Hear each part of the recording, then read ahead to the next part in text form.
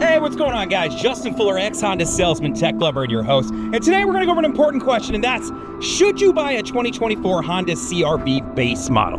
What's a base model have? How does it stack up against other makes and models out there in the world? And is it worth it to spend the extra money to get that next level up? We're going to go over all that and more. Let's go.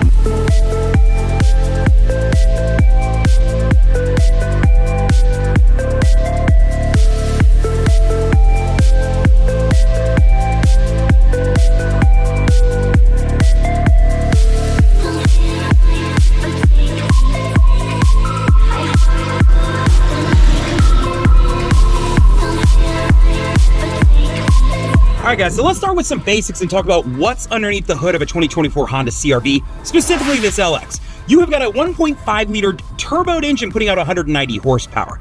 Now, it doesn't matter if you're in the base model or if you jump up trims, there's only two engine options that come in this vehicle. Now, all of your non-hybrid models are going to have the 1.5-liter turboed engine putting out 190 horsepower. That's going to be running to a CVT transmission and then out to either two-wheel drive or all-wheel drive. Now, the secondary option is if you're in a hybrid model. The hybrid model is going to offer a 2-liter engine putting out 204 horsepower, so an additional 14 horsepower, then running out to all-wheel drive or two-wheel drive, depending on what trim level you pick. So understand that when you are shopping this vehicle, there are only two engine options that are going to exist for you. Now, while we're here and talking about engine options, I want to throw something up on the screen so you can understand how does the 190 horsepower that's coming out of this base model stack up to other makes and models out in the world. So I'm going to throw that up on the screen. While that is on the screen, I want to remind you, if you were to drop back a year and say, hey, what if I wanted to get a 2023 and I'm thinking about the base model there, it is the exact same engine, exact same transmission, exact same setup, you'd be good to go. So feel free to shop used if it saves you a couple bucks. All right, guys, so I want to talk to you about something pretty important, but first, enjoy the view. This is what the wheels look like on your base model. It's no longer a steel wheel with a plastic hubcap cover that is absolutely awful. They have stepped it up to something a little bit nicer. But I want to talk to you about 0 to 60 times, right? So you got 190 horsepower in this thing. How fast can this thing get up to speed, right? In this vehicle, you can go 0 to 60 in 8.3 seconds. Now, if you were to jump over to one of those hybrid models that happens to have that 2-liter engine that goes 204 horsepower, how does that change things? 7.6 seconds. So there's a little bit of a difference, but it's not huge, right? But while we're here, I want to throw up a comparison so you can understand how does the 0 to 60 time on this vehicle, that 8.3 seconds, stack up against other makes and models out in the world. And then once again, if you're looking at a 2023, same engine, same transmission, same 0 to 60 times. All right, guys, so while I'm on the ground here, being a weirdo in a parking lot, I want to talk to you about miles per gallon, right? So if you're looking at this car, you get 28 in the city and 34 on the highway. Now, if you were to drop down to that all-wheel drive model, you go to 27 in the city and 32 on the highway. So you lose 1 in the city and 2 on the highway. Not dramatic. And depending on the climate that you live in, that may be important to have. But I want you to understand, how does the 28 in the city and 34 on the highway in this vehicle stack up to other makes and models out in the world? While that's up on the screen, I'll just remind you, if you were to jump over to one of those hybrid models, obviously it's going to be better, but how much better? Those get 43 in the city and 36 on the highway. So it is a considerable jump in MPGs if you were to jump to a hybrid. So just something to keep in mind if you're shopping and you're considering this and it's going to be a commuter car, you might want to look at that option. It will cost you a couple extra bucks, but we'll talk about what it gets you. All right, guys, so the next thing I want to talk to you about is going to be cargo space. So let's pop this sucker open. This is a manual opening. So I want you to understand, depending on the trim, is going to get you either a manual tailgate or a powered tailgate. So I'll throw something up on the screen so you can see, depending on the trim, what trims offer that powered tailgate. Now, as we come into the back here, you have got 39.2 cubic feet of cargo space up to that second row in this vehicle. So the first thing I want to do is throw comparison up so you see how does that cargo space stack up to other makes and models out in the world. Now, while that's up, I want to show you a couple different things. First off, you do have tie downs back here that you can use if you need to take advantage of. Secondarily, they've kind of done something cool with the cargo space. If I grab this tab right here, I can actually slide this and drop it down and create a lip, which is pretty cool. So that way, if you have stuff that's sliding around, you can create that lip to use it. Now, if I lift this up, this is where the spare to your vehicle is going to live.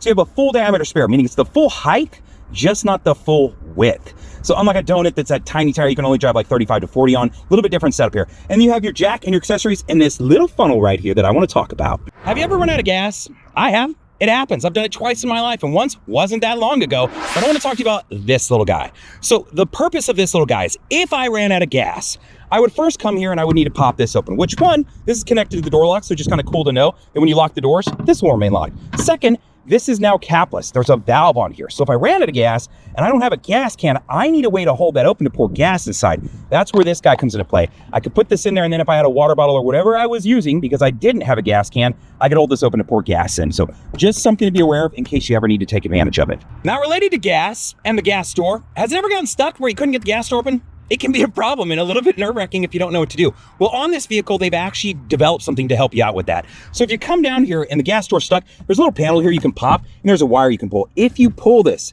this will help you pop open that gas door to where you can get in it in case it's stuck. All right, guys, so we talked about the 39.2 cubic feet of cargo space you have behind the second row, but now I want to talk to you about the full cargo space. If I throw these seats down, I now have 76.5 cubic feet of cargo space. So let me throw this other one down so you can see what you're working with it. It's actually a good amount of space. You could fit a twin or potentially a full air mattress back here in case you had to camp in your car. The only thing I don't care for is that now you have this hump. Now, you saw the lip earlier where I created this, and I could flatten this back out, but you still have this big hump right here that you got to work with. So depending on what your cargo space needs are, this might matter or it might not. But if you don't want the hump, you could go back a few years and be able to find one that's almost 100% flat, which I always really liked.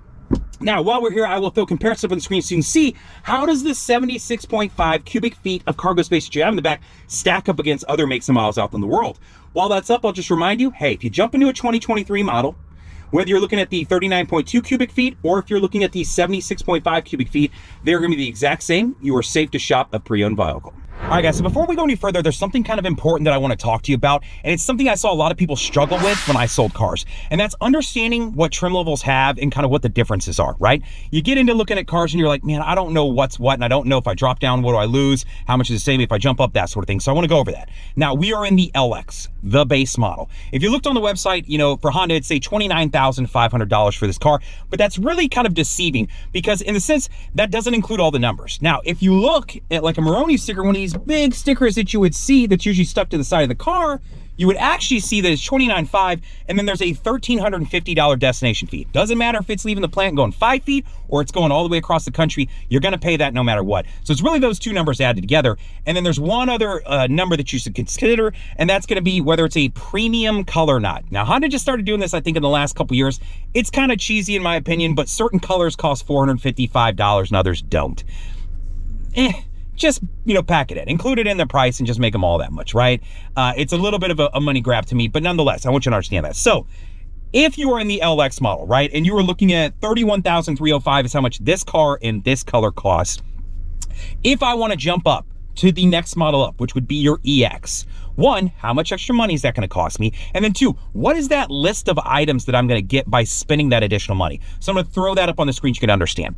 Now, that's if you're going from a non-hybrid up to a non-hybrid, right? But the second jump that I want to talk to you about is said, hey, maybe you heard the 43 and 36 that I mentioned as far as the miles per gallon earlier and went, damn, that sounds awesome. So if you wanted to go from this LX, skip over that EX and go to the first available hybrid, the Sport Hybrid, how much extra money would that cost you? And then what is that list of items that you're going to get, right? We already know that you're going to jump up in gas mileage considerably, but what else are you going to get in the car, right? So I want you to be able to see that list too, so you can really understand, hey, if I'm in the base model, I'm thinking about going up one level or two to that hybrid, what do I get out of it? All right, guys, so let's talk about the second row of this vehicle. So in the second row of this vehicle, you've got 41 inches of leg space back here. It's actually a pretty good amount. As a 6', 250-pound guy, I can hop in with the seat sitting all the way back, and this one unreclined, I guess is the word, and I can fit. I'm good to go. So understand that you have got a good amount of space to work with. Now, if you jump to a 2023 model, I will tell you that is a different amount, right? So I believe it's 40.6 inches or 40.4. I'll throw something up on the screen so you can understand a 2023 to a 2024 are different when it comes to this dimension. So just be aware of that. But while we're here, I want to throw a comparison up. You can see how does the 41 inches of leg space in the back of this vehicle stack up to other makes and models out there in the world. While that's up, I just want to talk to you about some amenities that are back here. First, it's an LX. It comes with black cloth interior, so that's what you're seeing here. You do have air vents back here. Those do exist. Down here, you do not have USB-Cs, but you can see there's this little panel here, which I believe you could actually go to a Honda like parts department. You can buy the piece that goes here. I want to say it's like 150 bucks. You can pull this out, plug in the connector, and have USB-Cs back here. So word to the wise, if you're handy with your hands, I think I would invest in that. It would be worth the money to have the additional USB-Cs, right? Now, let's talk about front row leg space in the front of this vehicle. So in the front of this vehicle, you've got 41.3 3 inches of leg space in the front of this car. Now, when I hop up in this car and sit in here, I have got lots of space, guys. I mean, it's dramatic, and I'm 6'1". Now, this is all the way back, right? So understand that, and I can actually go wide because this is actually pretty narrow. So just something to be aware of when it comes to the spacing in the front of this vehicle. You should be good to go if you're a bigger guy, bigger gal, whoever you are. Now, I want to throw a comparison up on the screen so you can see how the 41.3 inches of leg space in this vehicle stacks with other makes and models out in the world. While that's up, I want to talk to you about seats. So, 2 things about seats. One, obviously it's a base model, it comes with a cloth interior. But I want to throw something up on the screen so you can understand by trim, what do I get? Do I get cloth? Do I get cloth mixed with leather? Do I get leather? So you can understand if you jump up trims, what does that look like, right? And then secondarily, powered seats. So in this vehicle, I got a manual seat on this side, a manual seat on that side. If you're looking for a powered seat on the driver's side, or maybe powered on both sides, I want you to understand also, what trim levels do I need to be in to get that, right? What do I have to climb up to be able to get a powered seat, maybe just on this side, or if I want it on both sides, how much extra am I gonna have to jump up to get there? So I want to throw that up on the screen as well. Now, this vehicle offers a 7-inch touchscreen. Depending on the trim level you're in, you're either gonna get a 7-inch touchscreen, or you're gonna jump up to a 9-inch touchscreen. But I wanna throw something up on the screen so you can understand, depending on the trim level that you're in, 1, what size touchscreen do you have? And then 2, what kind of audio system does that come with? Because depending, you may get a 6-speaker system or an 8-speaker system or a 12-speaker Bose system, right? It does affect wattage and the number of speakers that you have depending on the trim level. All right, guys, so here we are on the touchscreen display, right? So nothing magical to look at as far as the basics to it. It's just kind of a two-tone gradient here that you can do. So whether you're using FM, whether you're using radio, right? You can jump through your basics there. If you want to go to your phone, if you're connected to Bluetooth, easy enough to get to and make your contacts. Media, if you want to hook up like a USB, maybe you want to go Bluetooth to a different device or whatever the case may be, you absolutely can. And then as far as establishing connection, you do have wired CarPlay and Android Auto. All right, so I'm using Android Auto, so you are going to see that on the screen because it is connected to my Google 7 Pro, just so you can get a basic understanding here. So what you're seeing up here right now is that I've got Spotify running, I've got some basic destinations, my last couple too, and then I've got Google Maps pulled up. Understand that you can flip-flop these as far as if you want your maps closer to you and your audio or whatever you listen to on the other side. I actually show how to do that in a tips and tricks video. Pretty easy to do. Now jumping into here, I've got all these different apps set up, and then I've got some shortcuts, right? These shortcuts are pretty cool. You can set them to like, hey, where's the nearest Starbucks? Well, boom, it'll pull up, it'll locate it, it'll run the prompt for you, Starbucks and then it'll is actually 9 minutes from your location by car in light traffic. It'll actually start the navigation for you. So kind of cool that you can set these up. Super simple to do. If you've never seen how to do it, it's actually in my tips and tricks videos. Understand that you can take advantage of options like these. You can change the background in here and all kinds of different stuff. Background's pretty easy to do. All you got to do is go to settings, come in here, find the wallpaper, and make your changes, right? So wallpaper, boom, go to it, and select a new one, and then you're good to go. Some of those other things that we talked about, if you want to change the display and different things, they are in here. You just got to go to them. So understand, change layout, boom, you can jump into that. Media closer to driver or navigation closer to driver, whichever one you prefer, you can absolutely do, right? So now you can see I've switched those. So if you want to learn more about this, the basics to Apple CarPlay or Android Auto, if you don't know much about it, is that it allows you to pull some of your apps onto the dashboard to use them on the screen. So it's great to be able to take advantage of things like navigation systems, whether you're a Google Maps user, a Waze user, an Apple Maps user, a TomTom user, right? There's several different navigation systems that you can run on your dashboard here. And what's cool is because your phone updates automatically, you don't have to worry about navigation updates. As far as audio goes, you've got Apple Music, Spotify, Pandora, like all these different music services, you can take advantage of that. And then your basics of making phone calls and doing things of that nature. I can take advantage of Google right there and ask Google to do anything that I would ask my phone to do. And if you're an Apple user, you could take advantage and use Siri. Now, if you were wishing that your Apple CarPlay or Android Auto setup could do something like this, right? Right now, I've got YouTube TV pulled up, right? And I'm going to jump home and you're going to notice it's very similar to Apple CarPlay or Android Auto, but different, right? What's different is that now I have access to things like the Play Store, right? I can come over here and jump into Netflix, and I'm able to watch shows in Netflix, right? This allows me to have my streaming services and be able to use those. Now, how am I able to do that? I'm going to tell you. Well, what I'm using is a box. So this isn't something standard from Honda. What I'm using is this box right here. And this is from CarLink Kit, right? And what this is specifically the CPC 200T box. And what this allows me to do is create basically a tablet out of my head unit, right? So this way I can jump in, I can use my streaming services and be able to watch stuff. So you can see that I can jump into a show, I can find the show that I want, I can turn it on, and then I can start watching it. Now, the way I'm able to do this, right, it requires data. So what I'm doing is I'm using the hotspot on my phone to provide data to this. Now, how I'm doing that, super simple. All I gotta do is go to the home button. When I get on here, I go to settings, and then from settings, I'm gonna go to Wi-Fi, and then I'm gonna search out for my phone, right? Once I've turned my Wi-Fi hotspot on, just go find it and add it. Then I have access to the ability to download apps, stream services, use Google Maps, Waze. So it gives me all those same things that I could take advantage of when I'm using things, that Apple CarPlay or Android Auto would offer, things like Spotify. But the difference is that when this app opens, I'm now gonna have the full version. Much like if I was on my phone or if I was sitting at home on my laptop, I would be able to open it up, type in a search versus have to use voice command, and then I can do things like jump into my library, right? From my library, I can get to my liked songs. I can get to any playlists that I've created, right? Any of that. I can jump in, I can type in a search anytime that I want, right? When I do a search, it'll then pull up that artist, but then additionally, it's gonna show me any songs that I've liked, their popular songs, right? The full versions of the apps is what I'm getting at here, guys.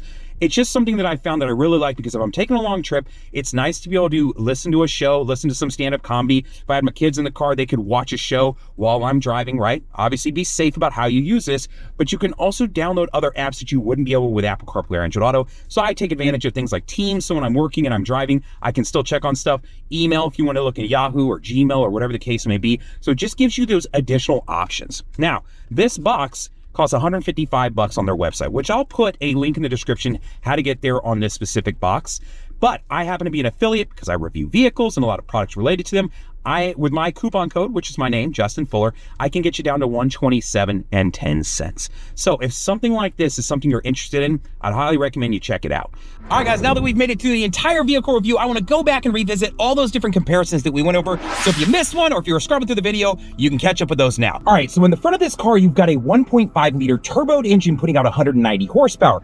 Understand that if you jump into one of those hybrid trims, that offers a 2-liter engine putting out 204 horsepower. So there's a difference of about 14 horsepower. But I want to throw a comparison up so you can understand how does the 190 horsepower coming out of this 1.5 liter compare to some of those other makes and models out there in the world. While that's up, I'll just remind you, if you jump down to a 2023, you're safe. It's the same engine, same transmission, same setup when it comes to that. Now, as you talk about 0 to 60 times, this car goes from 0 to 60 in a blazing 8.3 seconds. Now, if you were to jump into one of those hybrid models, you get it 7.6 seconds, but let's be honest, you're not winning any drag races in this car. It's not really what it's designed for, but it does have enough pickup to get up on the speed, to jump on a highway, to do the things that you need to. But I want to throw a comparison up so you can see how does this vehicle stack up to other makes and models out there in the world when it comes to 0 to 60 times. After that, let's talk about miles per gallon. This car gets 28 in the city and 34 on the highway. Pretty decent gas mileage. You could go to an all-wheel drive model, but understand you're going to go down to, I think it's roughly 27 and 32. Or if you jumped into one of those hybrid trims, you'd be looking at 43 in the city and 36 on the highway. So a significant jump if you jump into the hybrid models. But I want to throw something up on the screen so you can understand how does the 28 in the city and 34 on the highway compare to other makes and models out there in the world. While it's up once again, 23 is the exact same, doesn't matter. You'd be safe to shop pre-owned or new. Now, when it comes to the front row, you've got 41.3 inches of leg space in the front of this vehicle. It's plenty of space. I can spread my legs. I've got tons of room in front of me, and even sit behind me, I'm good to go. But I want to throw a comparison up so you can see how does the 41.3 inches of leg space in this car stack up against other makes and models out there in the world. Once again, 23, the exact same. Don't worry about that. You're safe. Now, when you jump into the second row, you've got 41 inches of leg space in the second row of this vehicle. I'm going to throw that comparison up on the screen so you can see how this car stacks up to other makes and models out there in the world. While that's up, I'll remind you, in a 2023, it is going to be a little bit different. I want to say it's 40.4 inches of leg space, so not huge, but it is there, so something to be aware of. Now, when it comes to cargo space, there's two different dimensions that I want to talk about. The first is with the seats folded up. That is going to be 39.2 cubic feet of cargo space. So I'm going to throw that comparison up so you see how does this car stack up against other makes and models out there in the world. While it's up, I'll remind you, you'd go down to a 23, it's the exact same. Now, if you do go back a couple generations though, you can get it without that big hump in the back, right? So kind of nice to know that in case that's important to you. Now, when you flip those seats down, you are now going to be at 75.6 cubic feet of cargo space in the full capacity, right? So that's all the way up to these seats right here. Now, I'm going to throw something up on the screen so you can see how does this vehicle stack up against others out there in the world. While it's up, I'll just remind you, 23 doesn't matter on any of those dimensions. You are going to be good to go. Now, lastly, I want to talk to you about one other thing, and that's those trim differences that I mentioned in the full video, right? So if you were thinking, hey, I'm in the LX, but I'm considering just going up just one level, what does that look like? How much money am I going to spend, and what is that list of items I'm going to get? So I'm going to throw that up on the screen. And then secondarily, if you're thinking, hey, you know, I'm in this, but maybe I want to jump up a couple trims. I want to get into that hybrid model. I want to get up to gas mileage, but I need to know how much extra is that going to cost me, and then what is that list of items I'm going to get by spending that extra money. So take a look at that as well. Before I get out of here, I want to ask you for a couple favors. One, I hope you'll press the like button on this so you appreciate the way I'm presenting the content. Two, I hope you leave a comment. If you feel like there's something you wish I would include or talk about, please do. I had a guy mention the 0 to 60 times, and now that happens to live in most of my videos. Third, I hope that you'll subscribe to the channel. When I produce content like this, I hope you're subscribed so that you'll receive it and you'll know about it. And then fourth, I hope you share the video. If you got some friends that are shopping for CRVs, they're thinking base model, they don't know, they're looking at Mazdas, they're looking at Subarus, they're looking at the RAV4, I want you to know how this car stacks up against other makes and models out there in the world. So I hope that you'll share this video. So other than that, like, comment, subscribe, all the things. Later, guys!